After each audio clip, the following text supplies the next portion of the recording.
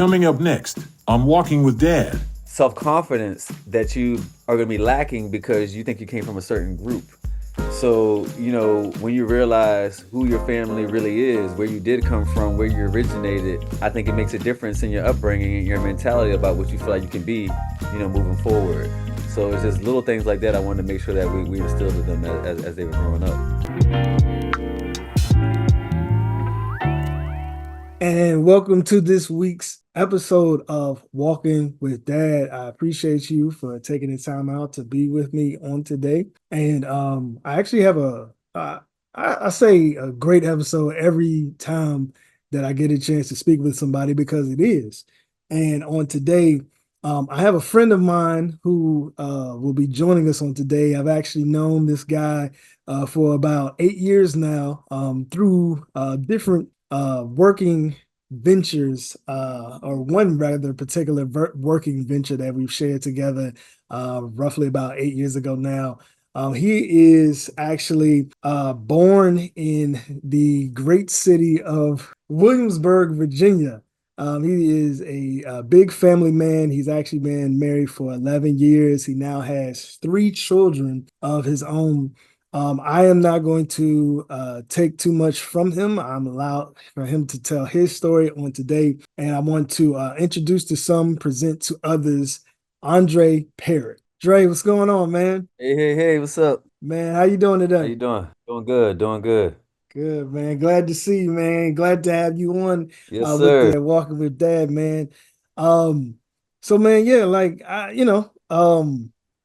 of course, we know of you to be from Williamsburg, man. But if you could let Walking with Dad know just a tad bit about yourself. My name's Andre, from Virginia. I've been married to my high school sweetheart, almost 12 years now, three kids, ages 8, 6, and 3, three boys, very active. So we go from one sport to the next. Actually, today, the reason we're getting on this time is that we had swim team. So we just finished baseball and now we're getting into swim team. So we go from one thing to the next. And yeah, very active family. So some people say, we have boys, but they are, they're in the house, they're doing this, and I have what I like to say, boys who like to be outside and get into everything. So, and we let them do that. So yeah, just a little bit about myself. Cool, man. Cool, man. I appreciate that, man. So how we could take a venture through your past just a little bit, man. How was it for you growing up in Williamsburg? It was good. Both of my parents are always around, but they worked a lot. My dad always worked two jobs, so he would go, he's a chef. So he would work at one restaurant in the morning, come home, take a nap, get up, and then work evening shift at night at another restaurant.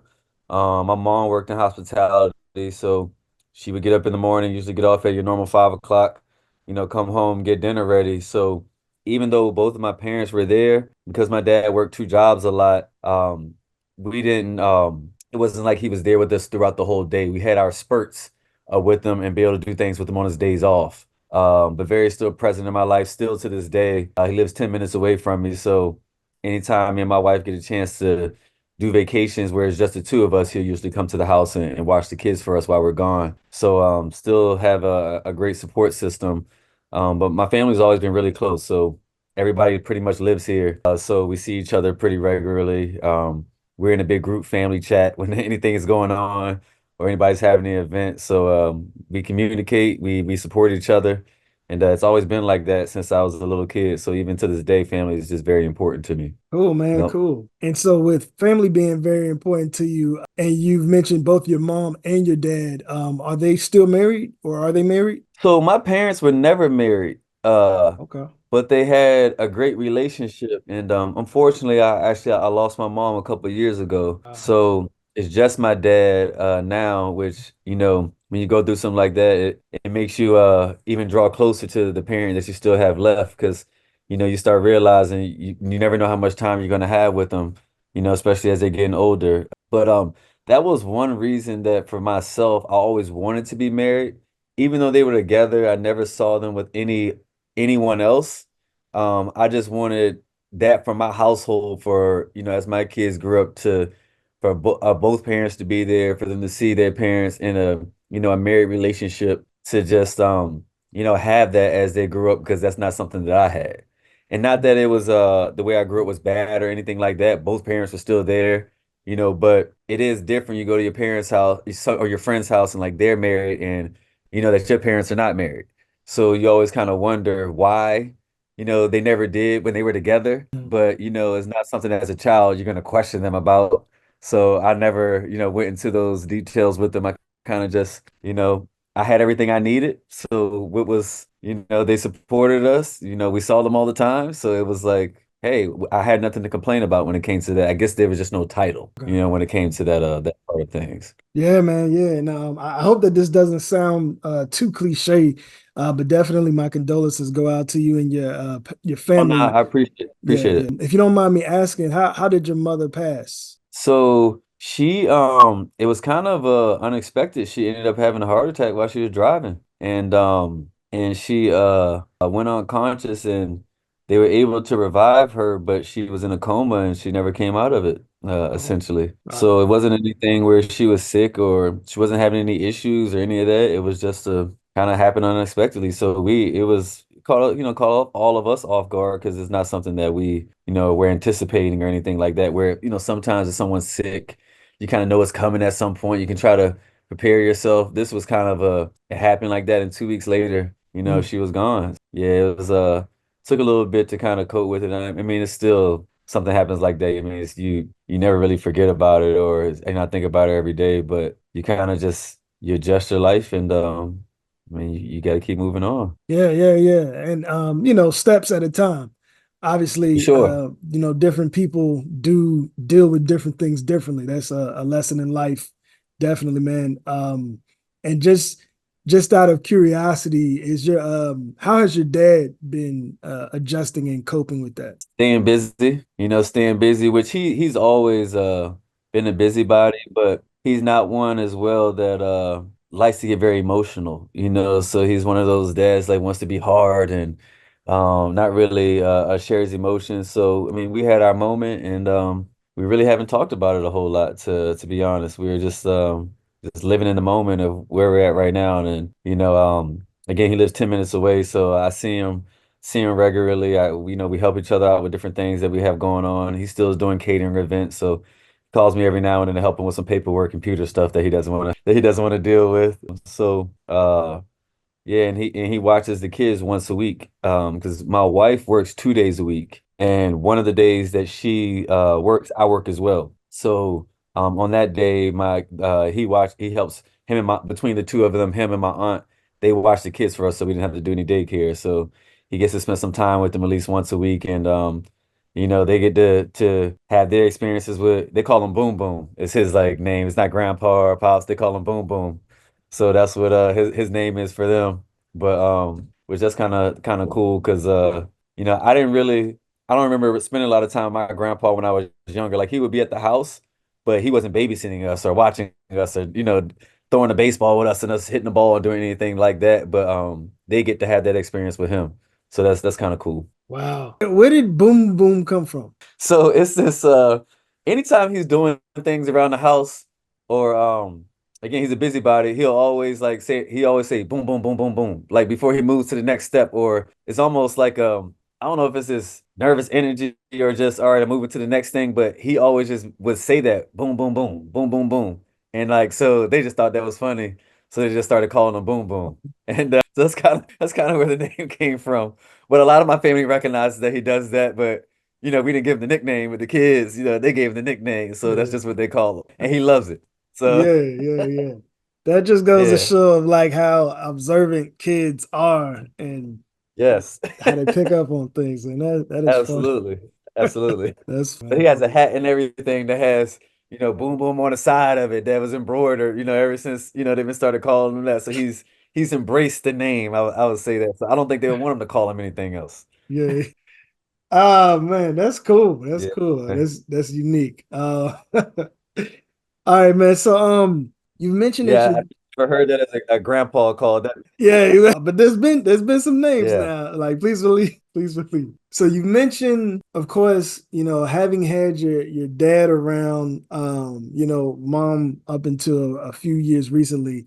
How strong of a relationship do you feel that you have had and that you even have with your dad? I think we've always had a great relationship. It's one of those things where some things that you do as you get older, you don't realize why you do them, but Mhm. then you look back and they had such an influence on you in certain parts of your life. I mean, I always saw him work hard. So as I mentioned, he always worked two jobs when I was younger. So we would have his days off with him, but during the week, he would leave in the morning, come home, take a nap, get back up, go to his second job. And but one thing he always made our sporting events. So playing football in high school, Friday nights at every game, right there on the fence. Won't sit in the stands because he's walking up and down the field wherever the ball is. One of those type fathers. One of the things I still love doing to this day is fishing. And that came from him because when we would have a day where he was off, I had an older sister and a younger brother. He would always take me and my brother fishing, and we would go with them, and we would spend the day out, going somewhere fishing. And I still take my kids at least once a week now, and we go fishing. And that's something that I got from him. That if he didn't do that with us, I don't think I would have Mm. the desire or enjoy it as much as I do. And my oldest, he loves it. So he knows more about fishing than I do from watching YouTube videos and all these things on TV. So he'll teach me about different lures and you got to do this knot and you need this lure for this type of fish and Wow. this stuff that I didn't know. We just fished saltwater. That's all we really did, or brackish. But because I've taken him fishing, he kind of got involved with it, and he learns a lot of things on YouTube on his own, which is kind of cool because even when we go to certain places and people see him, I mean, he's 8 years old. He casts his own pole, puts his own bait on, takes his own fish off, and anytime people see him doing that when we're out fishing, they always think it's amazing because they wouldn't expect him doing that at his age. But since I've been taking him fishing for so long, since he was younger, like the other 6-year-old and the 3-year-old, because we all go together, that he's just used to it. Wow. So that's yeah, so little influences like that, I think is things that I got from my dad, just growing up. He's the one who taught me how to tie the knots to rig, the fishing poles, to put the bait on, to take the fish off. He taught me how to clean because we catch a lot of catfish around here. He's the Mm. one who taught me how to clean the catfish. So, all of those different things I got from him, and it's still stuff that I do today. Cool, man. That's cool. You have you picked up any of the cooking or like catering from your dad? Like, any of that passed Oh yeah, down of or course, of course. Now my diet has changed, so I don't cook the same way. So before my oldest was born, we became pescatarians, so we stopped eating meat other than seafood. And my dad cooks everything, so he's roasting pigs, he's the beef, the chicken, the you name it. Mm. So even though he passed down some techniques to do all those things, I use them all, but the fish is something, the fish, the shrimp, all of those different things are different techniques. And even my kids recognize that he has a certain style of ways that he cook because there's certain things that they may not eat, but they'll eat it if he cooks it. Of course. So, and because of his technique and the way that it turns out. So I can't compete with him in that arena. But definitely I mean, even growing up when we would spend time together, he would ask, "What do you guys want to do?" And sometimes we would pick to make chicken tenders from scratch. Which thinking about that now, we would choose to do that with him because we enjoyed it. So he would buy chicken breast that's on the bone, and he would show us how to strip it. Take the chicken breast off the Mm. bone, and we would make chicken strips together. Just as a family, and that was something that we just enjoyed doing versus going out and doing something else. We would like, hey, let's cook something and he would show us the whole process of going through it. So that's his favorite thing to do, and I actually still enjoy cooking till this day. So I mean, we cook when we're on vacation because I'd rather do that than going out eating out all the time. So we'll go and buy food as if we were at home, and that's we actually do that together. So yeah, so and my kids like it. My wife does that with them too. They pull up the bench, hey, can I help? Yeah, all right, let's get this season out the pantry. Get this season. All right, get Mm. this bowl, and she bakes with them. We cook with them, so we're very hands-on parents when it comes to that. They've never had a frozen waffle in the toaster. Like we're making the mixes. we're putting it together. We got the waffle iron. So if they were to go stay at a friend's house and they put something in a toaster, they're not gonna know what that is, you know. So because everything we do pretty much is from scratch, you know. Wow. So that's all they know. So maybe we spoil them in that arena, but they're gonna grow up knowing how to be able to fend for themselves, you know, cook on their own and not just buying store-bought processed foods, you Yeah. know. So that's something that I've gotten from him. And my wife grew up that way as well because she's one of five kids in her family. So having a large family, they weren't eating out and doing all this stuff. They, you know, when I started dating her in high school and I go to their house, man, they had everything in bulk. You know, five kids. Mm. It was like the Sam Club house. So you walk in, the pantry's filled up with everything. You know, so it's just one of those things. So that's something that he's kind of handed down to me because my mom actually she cooked, but she wasn't that wasn't her thing. She had certain things that she enjoyed cooking, but my dad was the cook of the family. So we took on a lot of those characteristics from him, and he still caters to this day. So you know we have cookouts, we have events. Like you can find him at the grill or at his I would say traveling kitchen because at his house he has the deep fryers, the flat tops, the everything converted to propane where it's outside.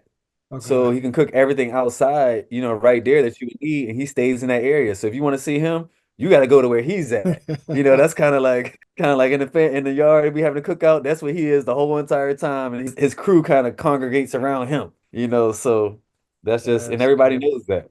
So that's how he is. God, that's cool. Yeah, yeah. That's different too, man. Definitely. I want to stay on the food for a little bit, not because I'm hungry, but just because I'm interested. You mentioned pescatarian. I want to make sure I'm mentioning it correctly. I've been hearing of this term over recent years, and even as you mentioned, it's geared more toward, cutting out all other meats besides just seafood. What Correct. caused that choice for y'all? So, my wife was never a big meat eater to begin with, Okay. but I was. So it was like every meal I needed some kind of meat with it, and I would say, you know, especially when I was in college, because you know, I played football in college, so you know, when you're a college athlete, you got to eat so much to kind of keep your weight on and all that stuff. And after I graduated, I started getting more lean on it, and to be honest. We had maybe, you know, a week or so where we were watching all these different YouTube food what's the oh man, what is the The documentaries. where doc yeah, we were watching all these documentaries on Netflix. That's what I meant, not YouTube, Yeah, Netflix. yeah. And they were just talking about health stuff and how certain foods take a long time to digest in your system. You know, the beef and the chickens, and just a variety of meats. And that was one of the things that was causing a lot of health issues for people Mhm. was the fact that it took your body a lot to be able to digest these foods. They stayed in your intestines for a long time. The inflammation and things that it was causing. So at first it kind of started as a let's see how long we can go, you know, kind of thing without eating meat. But like because I love fishing, because I love seafood where we live over here on the coast, that was one thing I couldn't really give up. But as we started doing it more and we started learning different recipes that we liked and alternatives of things that you can eat, it kind of ended up becoming that. And before we had kids, we had already been that way. So my kids had actually never eaten meat before outside of seafood because we were already in that lifestyle before they were born. And Wow. so it was just one of those things. Watched too many documentaries and started like I don't really like that anymore. And I see those things and then you try it out and then it just instead of it becoming a diet, it just turned into a lifestyle. But we still eat dairy. Like I'm not a vegan or anything like that. We still eat dairy. We actually had chickens for a long time, so we would get eggs every day from the chickens. You know, but they're fresh eggs, so we know where they came from. They're from our chickens in our backyard. So you know, it's we're not I'm not I guess to the sorry, my wife left her phone in the room. Hold on, I'm sorry, one second. All right, no problem. Okay, sorry about that. It's So all yeah, we good. never were really we're not extreme. Like I don't care what other people eat around me. My dad still cooks everything. So excuse me, he just if he wants us to come over for dinner, he'll just drop some hints like, "Hey, I have some salmon, or I have this, you know, some scallops, or I have this, you know, to because we don't eat anything else." And the nice thing about it is my family they know how we are, so they'll also give us alternative options anytime we do family events or they watch the kids. they're not gonna feed them anything that we wouldn't feed them. Mm. So like stuff like that. But my kids, they're probably not gonna eat it anyway, because fact that we have chickens and they see that, because we've tested them a couple times, like, oh, you want to get some chicken breast? We try to, hell no, we're not eating that. It's just because they don't know any different.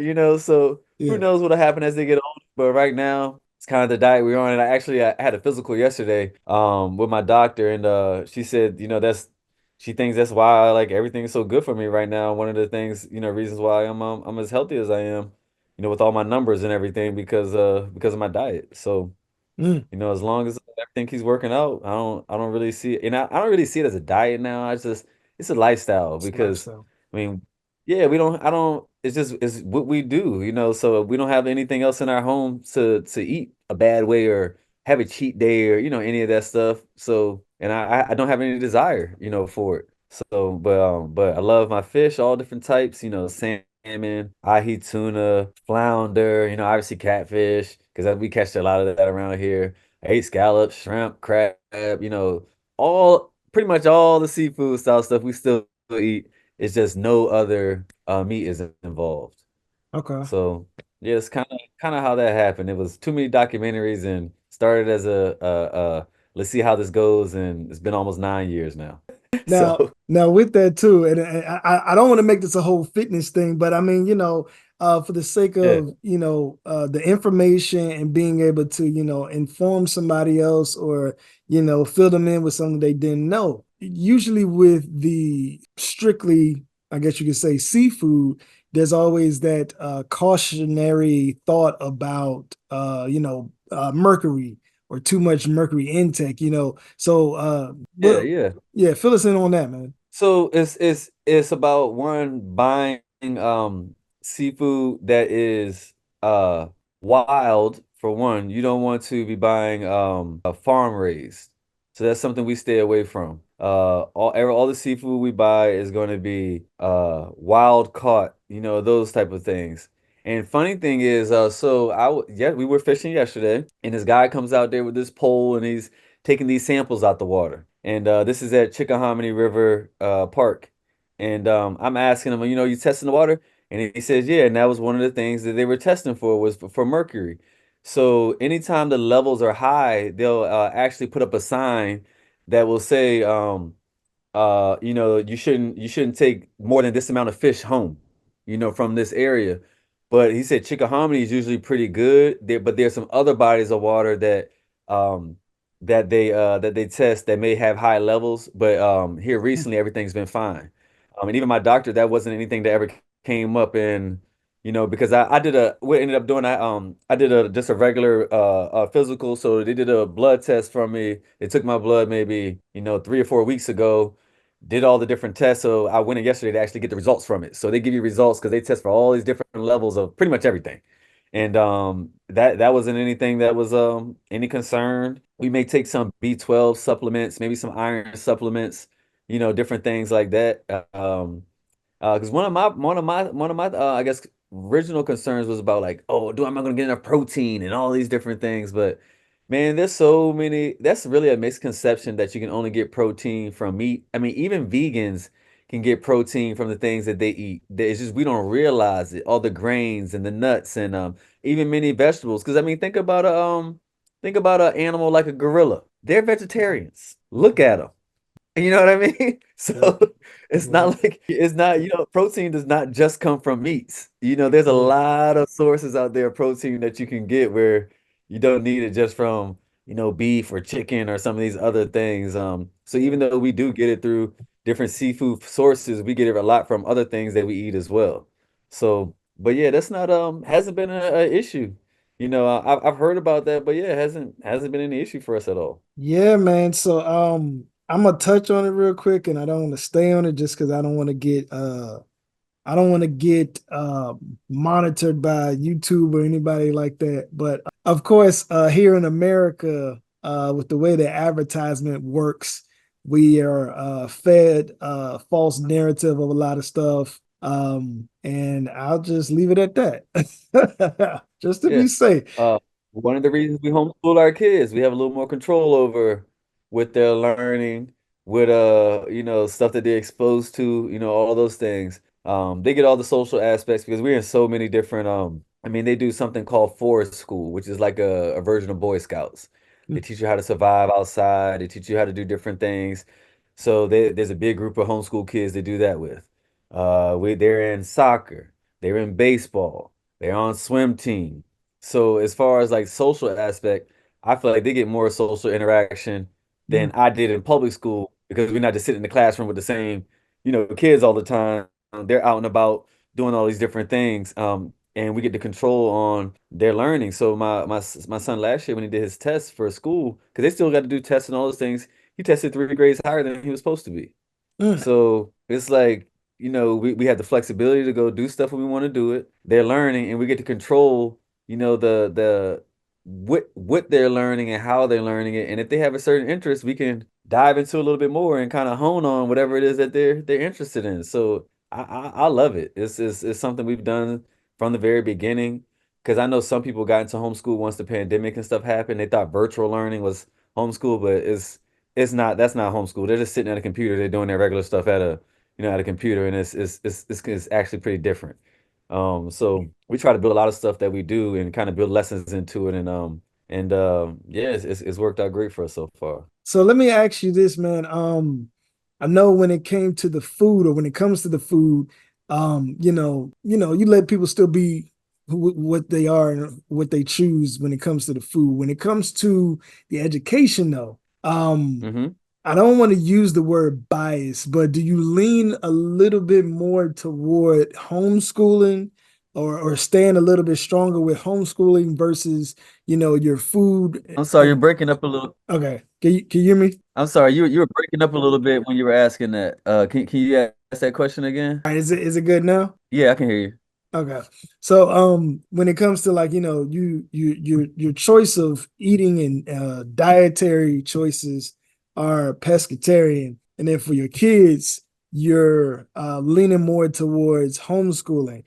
Do you stand a little bit stronger Hmm. on that choice of homeschooling versus, public school or anything of that nature, like you kind of do with the food choices?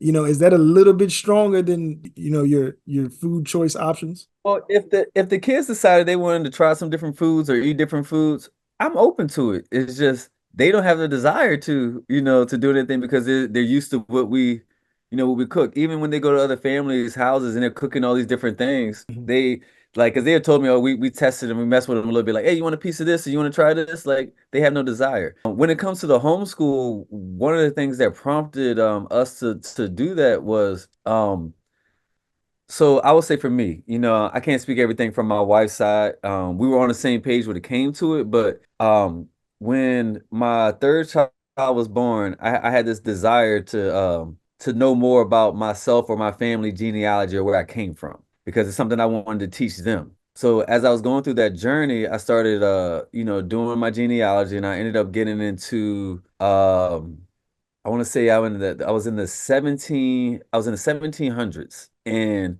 my family was from they were living in Charles City. So as being from this area, Charles City is not far from where I am right now. Wow. And one of the things that I ended up finding out is that many of them were registered in the Chickahominy Indian tribe. And Wow. this was something that I had never learned growing up from any of my family members. And when you're going through that journey, you start learning about not just your where you're from and your genealogy, but you start learning about laws that were getting passed during that time. You start learning about other history that was going on at that time. And I thought to myself, here I am, at that time, I mean, I'm 36 now, so let's say 33, and I've never learned any of this stuff, not through high school, not going through 4 years of college and getting a degree. I've never learned as many things as I have doing my own independent study on these different things that went down in history that I didn't know about. And that was one of the things to say, you know what? I see what the public schools are doing to form this idea of who they want us to think we are.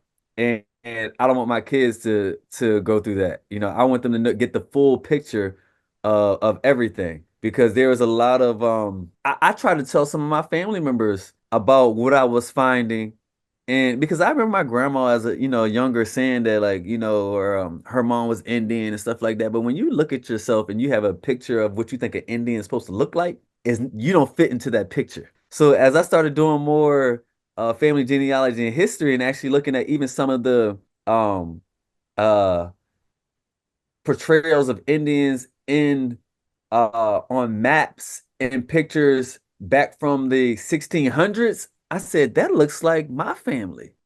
And then I saw how slowly and surely it started changing to Mm. more of what that Disney Pocahontas Indian looks like, and not what we look like. But they were actually my family were actually my family. I never came from Africa. I never. They were free back in the 1600s Uh, here in Virginia, always been here. So it was just little things like that is what made me start you know what, I need to control a little bit more what my kids are learning. So that's kind of how that part happened, and I'm glad I've done it.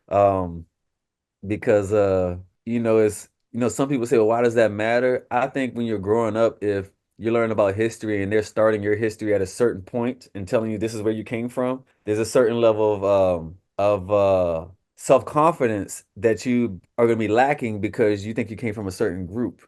So, when you realize who your family really is, where you did come from, where you originated, I think it makes a difference in your upbringing and your mentality about what you feel like you can be, moving forward. So it's just little things like that I wanted to make sure that we instilled in them as they were growing up. So yeah, so that's kind of how that came about. Man, once again, because I don't want to get in trouble with YouTube, but Yeah. it's see, it's crazy because we've got so much more access to the truth, education, Yes. documentaries, podcasts and things of that nature, books, audiobooks, whatever the case might be.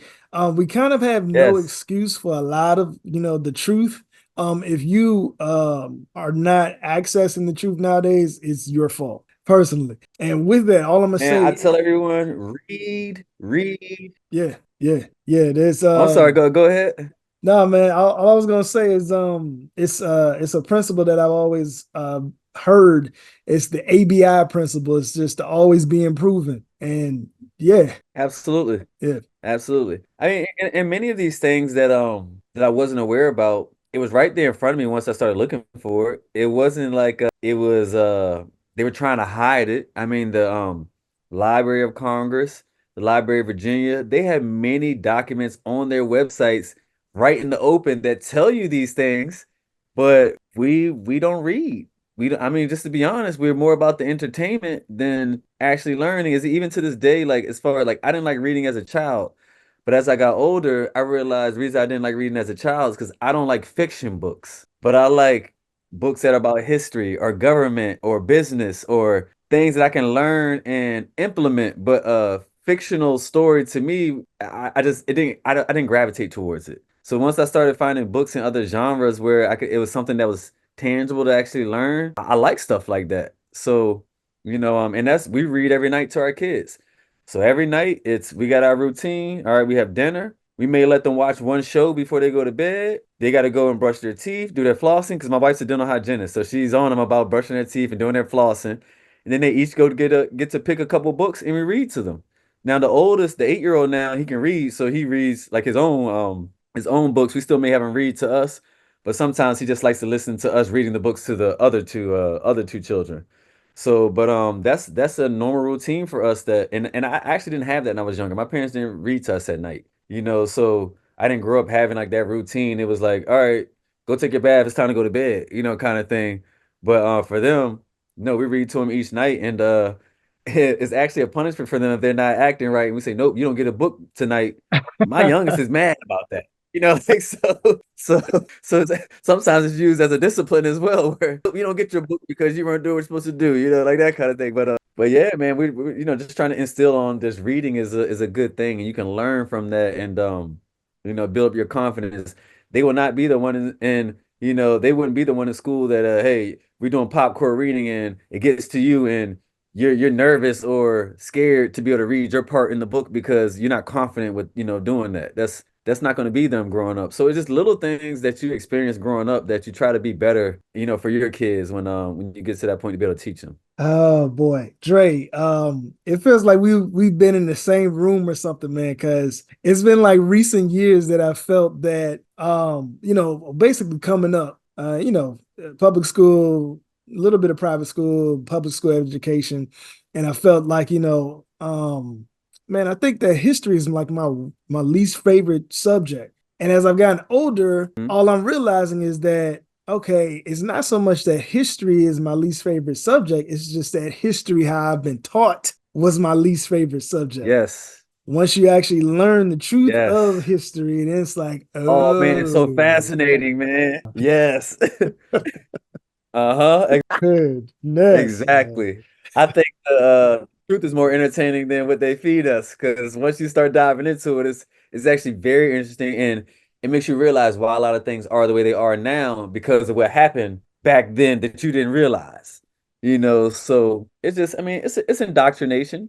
And at first I was mad, and then I became to understanding why the powers that be did it the way that they did it for what they were trying to accomplish. But you also can't blame them for what your kids learn because your kids are not their responsibility. Your kids are your responsibility. So, you can't blame the school system, all that because at the end of the day, they don't have to go to public school. But a lot of parents look at that as a glorified babysitting because they're going to work. What else are they going to do?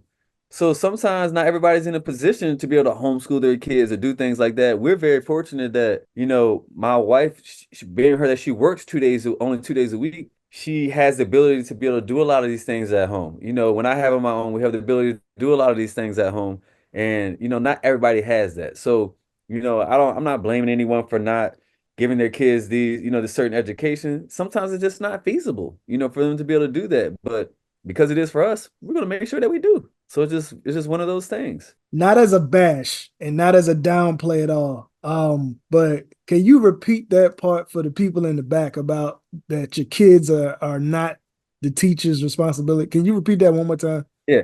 Your kids are not the teacher's responsibility to teach them everything that you want them to know or to be able to have that influence that you want is our responsibility as parents. So even if they go to public school, what are you doing with them prior to them going to school that morning? What are you doing with them after they get home? Are you going over their work with them? If there's something you don't agree with at their school, are you saying, hey, you got to learn this to pass this test because that's what they want you to know. But this is how it actually went down, and this is what you need to know. Because there's still ways, if they go to public school, that you control the narrative, but many parents don't. They let them go to school. Hey, are you getting your good grades? As long as they're getting A's and B's, they don't worry about what they're actually being taught. All they worry about is what kind of grade they're getting on the test. But all of those things have influence on them as they grow up. What they know and what they know about themselves, give them their confidence and what they feel like they can be, moving forward. Because it's not something I ever really had thought about. I think, oh, I got a great education. I made good grades. I went to a great college, James Madison University. And I feel like once I got out of there and I started doing my own research, I said, man, I'm just starting learning how to read, which was kind of weird. Like I could read, but did I know what the words really meant? So I actually went and bought a law dictionary, Black's Law Dictionary, because there's certain words that we use in regular conversation that when you're reading documents and they're in the law spectrum, they mean something completely different. So sometimes we even would get meanings they didn't mean the same, as in regular conversation as it was being used in a courtroom or in a written document, and things like that. So once I started doing that, it was like, man, I caught myself reading dictionaries because I wanted to know what words meant. And I was like, wow, like all this time I felt like I could read because I mean I can read, but did I have the comprehension that I had when I started doing my own independent study and really breaking things down. Like when they said this, what did this mean? Let me go back. Let me go back. What were they referring to? And kind of going back. So it may be one little paragraph and, spending an hour on that one paragraph to really understood what was being said, in that and what was what other influence did that have on other things? So it's just, I don't know. Maybe I'm weird in that aspect, but like, but once you start diving into those things, you start going down a rabbit hole and you start realizing not everything is what it seems. So it just becomes even more interested. Like I'm I research the research, kind of person. I just don't take I don't just take people's words for it. Like, okay, I'm gonna ask questions. And not everybody likes you asking questions, but I'm not just gonna take your word for it. I'm not just gonna believe what you tell me. I'm gonna go find out for myself, and I'm gonna find out from um the sources that gives me the confidence that is correct, not just a YouTube video, not just me reading a book from a certain author. No, all right, where did this author get that information from? All right, where did they get that information from? I'm gonna go all the way until I can find out where did the original piece come Mm. from. All of those different things. So, all the way to the whole Columbus stuff. I got the Columbus diary. So I'm not just gonna tell somebody what I hear about Columbus. All right, I'm gonna go read his diary. What was he writing in the little scripts when he was on the boat coming over here?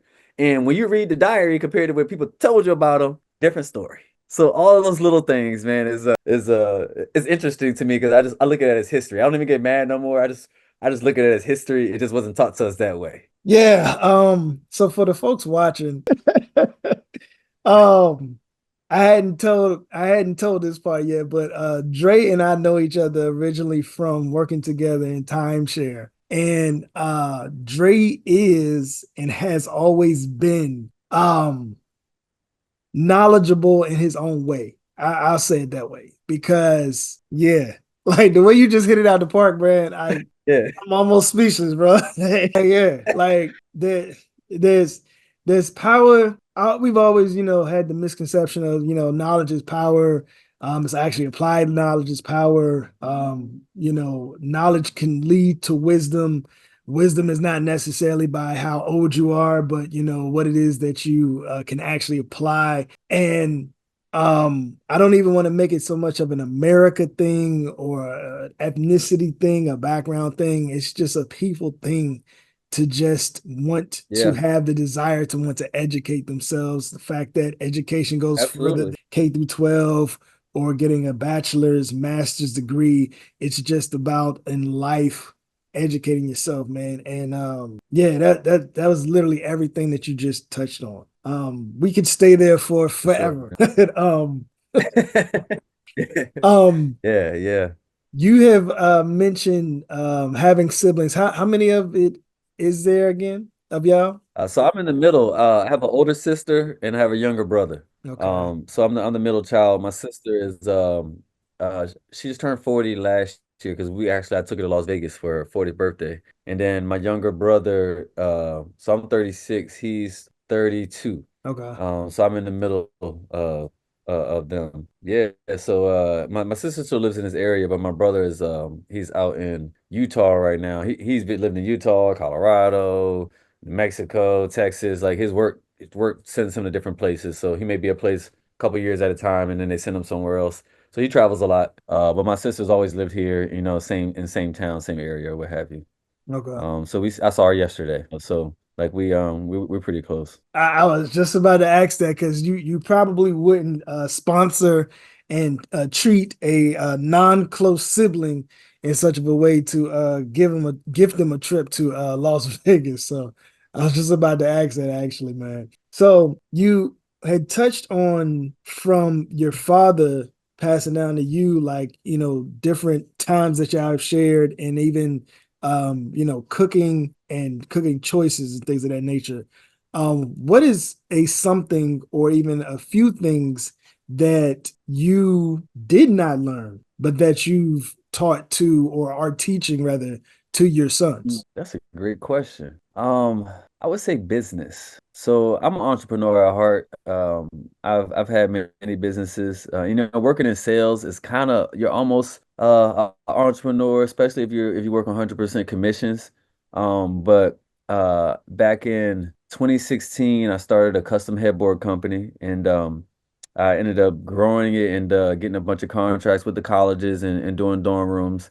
And then a few years ago, I started a vending machine company, so having snack machines and drink machines all over the place. And my dad has always been he's always wanted to run his own business, but at the same time, it would never get past a certain level. And I think it was because he didn't because he just loves cooking, that's all he wanted to do was cook. So the business aspect of it, as building the relationships and the marketing and the just growing the business to scale it, wasn't really in his wheelhouse. So something that like my kids, they see me doing certain things, and I always will stop and explain that to them. So even when they say, "Oh, I want to do certain professions," I'll say, "Well, instead of work for that company, why don't you own that type of business?" And explain to them why owning it would be better than them working as an employee in it. I'll have multiple vending machines in my garage as little backups. So they'll see me working on them or doing things. And I explain to them, all right, if I buy this for this and I sell it for this is how much money that I make, off of that product.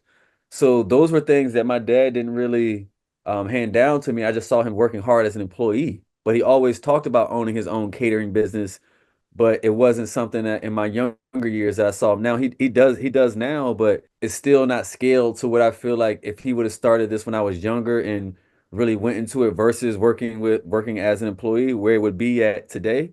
But and I feel like I've been able to build businesses at a larger scale quicker, because taking some things that I didn't see from him, but learning on my own and being able to show my kids, that even something as little as uh what one of them, what did he say he wanted to be? It could be, they may say, well, I want to work for so and so company, I want to do this as a job, and I'll say, well, if you own that, who do you think makes more money, the person who works for that company or the person who owns the company? And just get them to think about it and then explain to them why it's better to be on this side of things versus this side of things. And that was something that was not taught to me. So in my mind, oh, I want to go to school and get a great job. But maybe if my dad would instill to me, hey, go to school, but learn how to build a great business, maybe I would have a different mindset coming right out of school than that had been something that I had to kind of develop on my own. So I would say more of just the business aspect of things and communicating in a relationship, because Mm, my parents weren't married. Even though they were together, I think being married is a different commitment, that you have to have with someone. To be able to put that title on yourself, to be able to have those responsibilities. And because they weren't, being in a married couple, I had to either look to other relatives who were, or I would say self counsel, on my mm, own, to be able to figure out, all right, what am I doing wrong? Or how could I be better? Or going to YouTube and searching, you know, better ways of communicating with your spouse or whatever the case is, and kind of like learning those things on my own. So then I try to, everybody has their moments, but making sure that I treat my wife how I would want them to treat someone that they're dating, but make sure that I'm showing it to them. Like my parents were never affectionate. It wasn't something in my household, that we did. Like my dad, I felt like my dad didn't tell me he loved me regularly, even though his actions showed it until, maybe I was maybe in middle school, actually remember, like remembering him telling me that, and I don't, I maybe heard it maybe two times from my mom her whole life, mm, because she just grew up very like her parents passed when she was very young, and she was raised by her aunt and all of her kids. So she never really had that affectionate household growing up in. So, her having kids, she didn't give that to us either. Even though she did everything for us, was always there, we didn't have that affection. Like I grab my kids, I hug them, I give them a kiss. They boys, I don't care. I tell them I love them, and I make sure that I do that.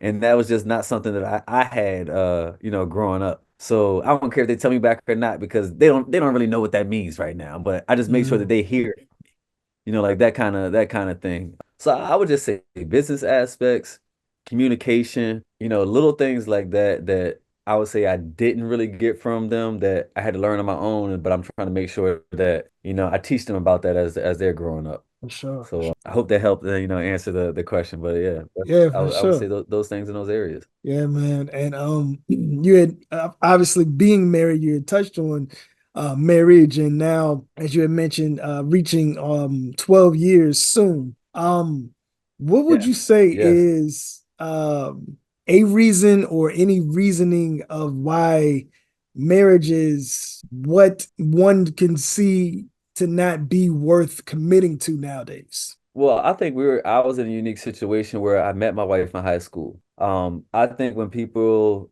are looking for marriages later on in life when they're in their, later 20s or their 30s or even 40s or whatever, whenever that is, that they're looking for a finished product. And when you're looking for a finished product, I think it's very hard to find what you want. I've seen many podcasts, or you need to ask these questions about, the individual when you're dating to find out if this is something that's gonna be for you. Well, I can tell you right now, if me and my wife asked these questions to us when we were 16, 17, we would have certain answers then that if we ask each other these same questions now, they're gonna be completely different. So that doesn't mean we shouldn't be together because my views have changed on a lot of things, whether that's even like holidays, for instance. I grew up celebrating all these certain holidays. Well, as I started learning more things about myself, there were certain holidays I did not want to celebrate anymore. So just because I don't want to celebrate those holidays, like a Thanksgiving, for instance, well, when you know who you are, where you come from, and you know like what took place with all that, is that something that I really want to celebrate? Well, if she wants to celebrate it and I don't, should we not be together because Wow. we don't look eye to eye on that? No, you compromise. Mm.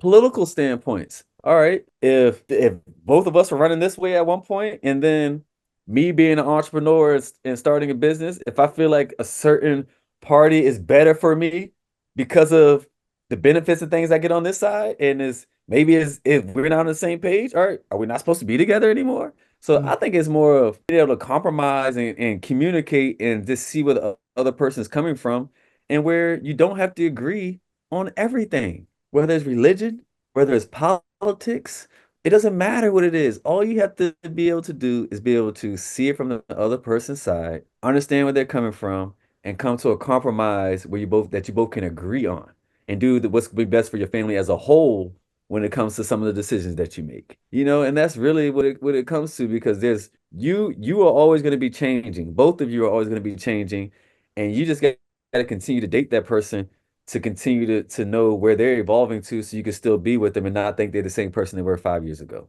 And I think it took me, a few years to really realize that, and I think that made our relationship stronger, and it helped with the communication. Just just being able to sit and have a conversation and not assuming, what the other person may be thinking or what they like, what they dislike, because just because they like this then doesn't mean they like this now.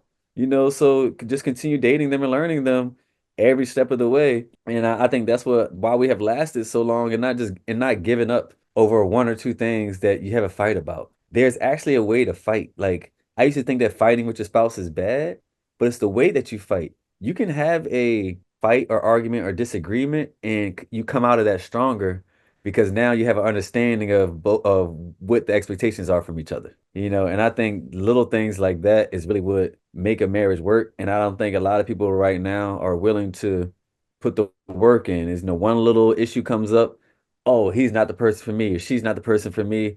I don't want to deal with this because I'm not compromising my beliefs or whatever the case is. And a marriage is not going to work like that. So I guess that's my opinion on it. Is it's just about communicating.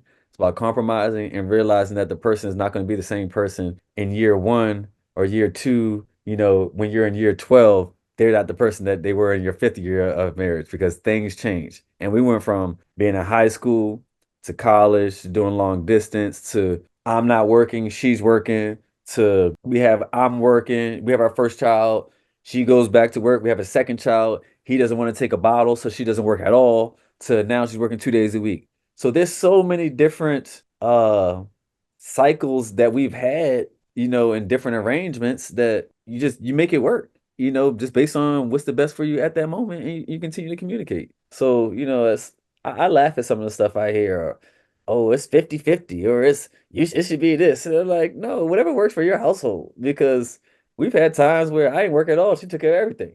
And we had times where I worked and she took care, and I took everything, and she was at home, and now it's kind of a split, like, because I'm a person, we really don't want to do daycare.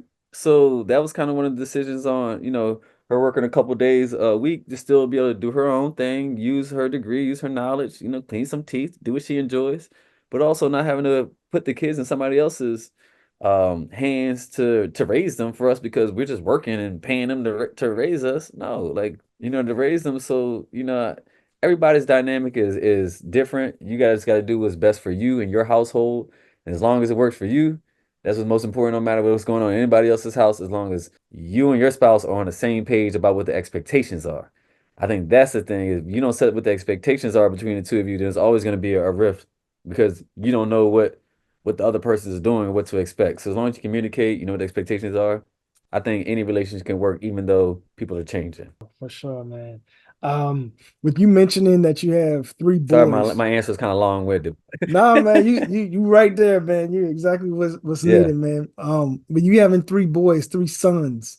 What is it that you've learned about each of them individually? Oh, that's a great question. One thing that may have worked with the first one may not work with the second, and it may not work with the third. So there is these books on love languages. I don't know if you're familiar with this, but I think it's really to you got to understand how each child reacts to certain things. So like one of my kids, you can be very direct with them. You can tell him what you want. You know, he's on it. The other one, if he messes up and does something wrong, you can't really yell at him or do things like that. You more gotta love him up. You know, you kind of give you your hard discipline, but then you gotta give him that hug and let him know like you're not mad at him, you're not upset with him. You just want him to be able to know, you know, what the right things are.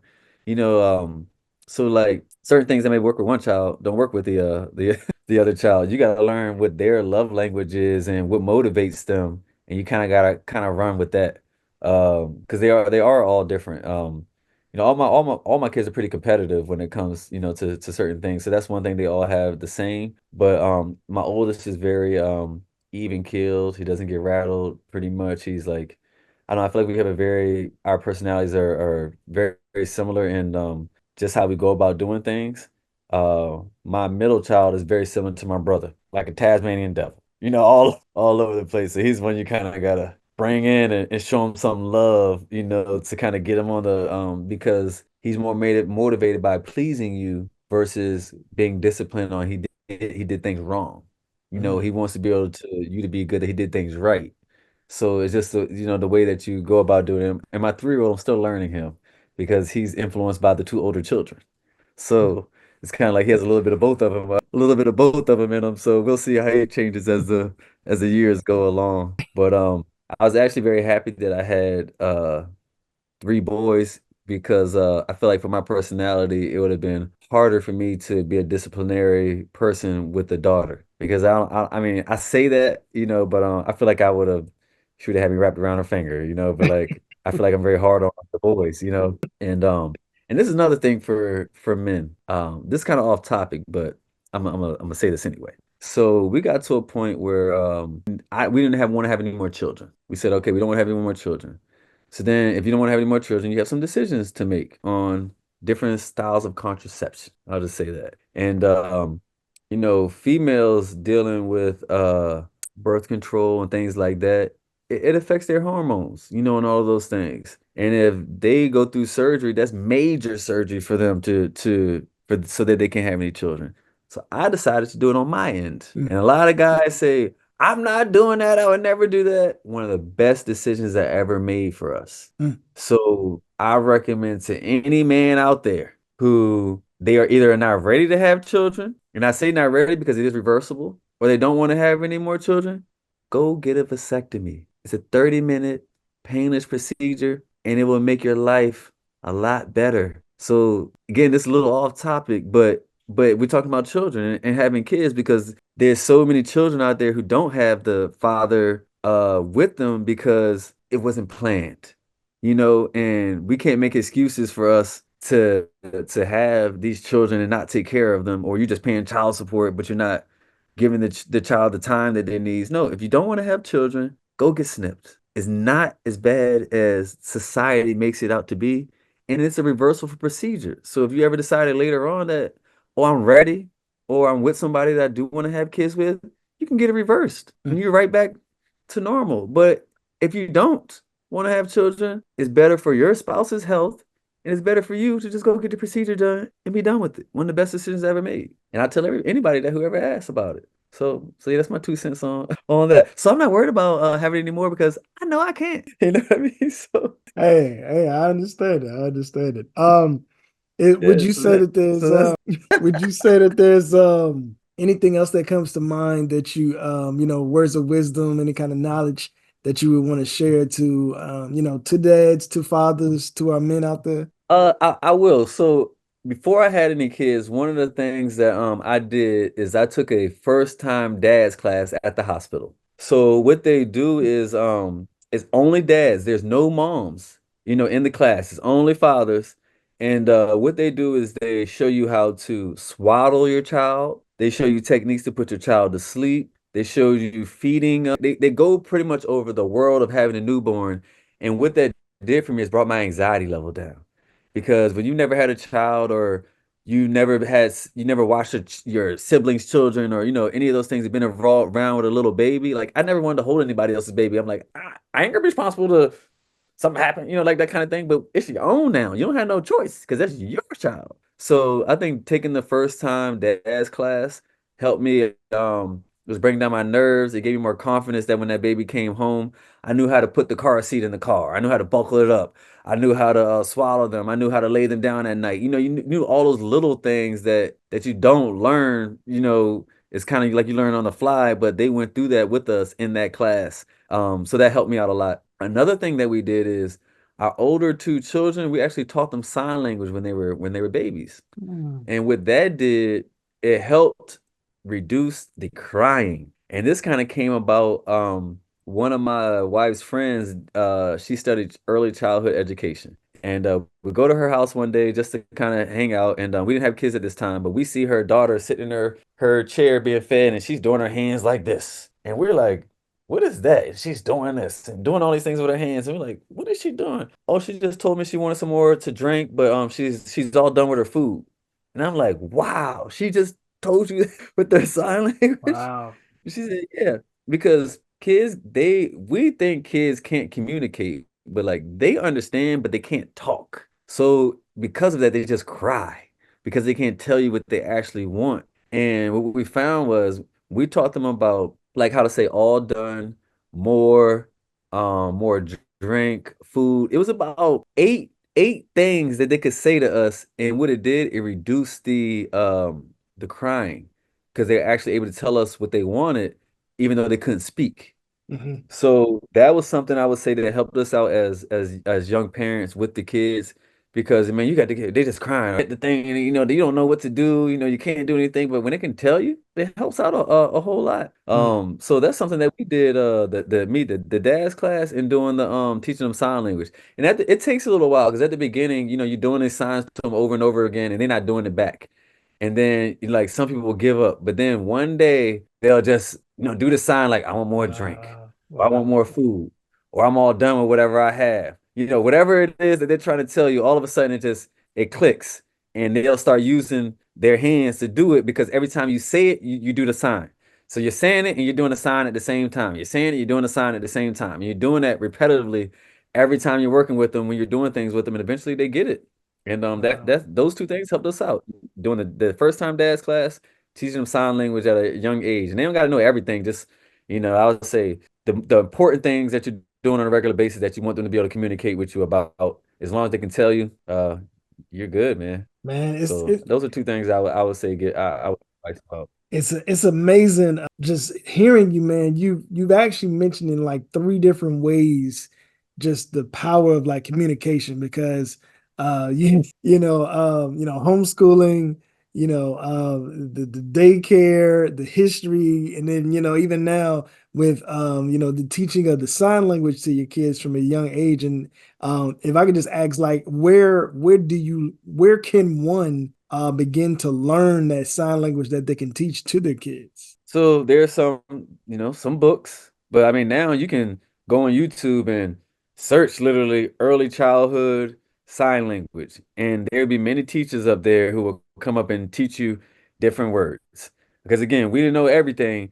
Like they couldn't sign the alphabet. It was just about 6 to 8 um uh words or events or things that they needed, and a lot of it revolved around food, like whether it was eating or drinking or being finished with something or they want more of something or all done with something.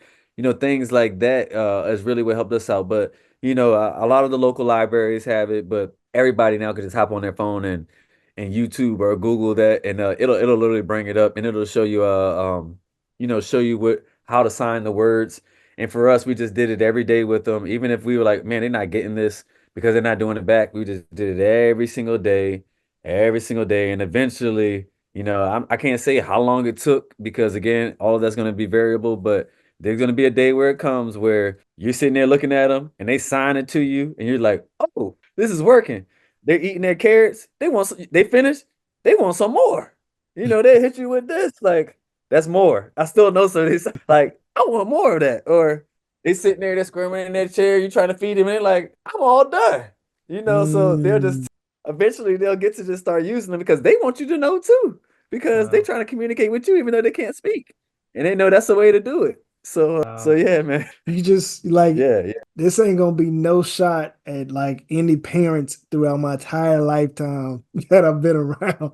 But you just got me thinking about like just how much like communication could have helped a lot of the children because they just wanted to be able to communicate. And obviously, till they can say the mama, dad, and whatever else that comes Correct. along. If Look, they man, they're so smart before you even get to any of that stuff that you don't even realize how smart they are before they can even say one word. Like, and that's what kind of it enlightened me because you think, oh, it's a little baby, they don't know nothing. Man, they are very intelligent. It's just they cannot communicate to you yet. So when you start doing things like the sign language, you realize how smart those babies actually are and how much they already are developing. They just can't say it, so I mean, it's almost like I don't even see my baby can read, kind of thing. Like it's out there. It's just how much are we honing those skills for them and actually working with them on it, or are we just going through the motions? Because our parents didn't do it with us. We're not gonna do it with them. No, this is a different age now. We have access to more stuff. So the easier it makes on everybody, the better. Even people watching your kids, think about you want someone to babysit them. They may more likely to babysit them if they can tell them things like that versus just crying the whole time and they don't want them anymore.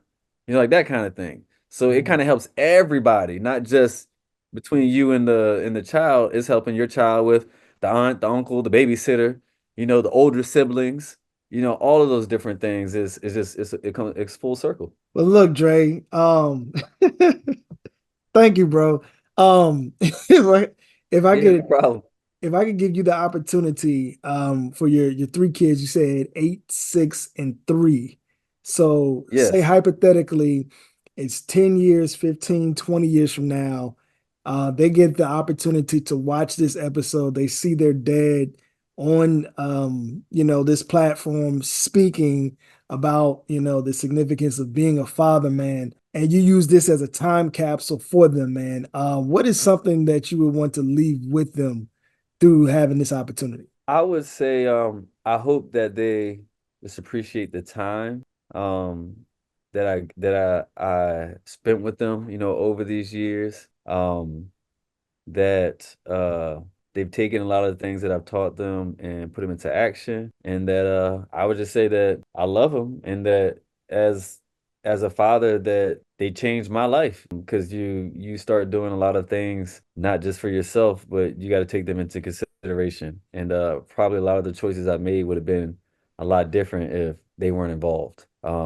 So I probably would have to tell them, thank you for for coming into this world and making me a father and kind of help mold me at the same time while I'm molding them. Mm. So yeah, and I look forward to them at some point having children and seeing how they take some of the things I've taught them and continue to hand it down the same way some of the things my dad taught me has been handed down to them and kind of keep the cycle going and make the next generation better and better. Yes, sir. Well, man, I once again appreciate your time, your insight, everything that you shared with us today. Are you on any social media platforms? I'm on Instagram. I just got a new phone and my Facebook password was messed up. I didn't even worry about redoing it because I said maybe it's a sign and I just need to even stop going on that as much. But I'm on Instagram. Uh, Andre the entrepreneur or entrepreneur actually. So yeah, you can find me there and every now and then I will give little tips about entrepreneurial stuff, but I've been kind of laying low here recently and just focusing on family and doing my own thing and just trying to be a better person, I would say.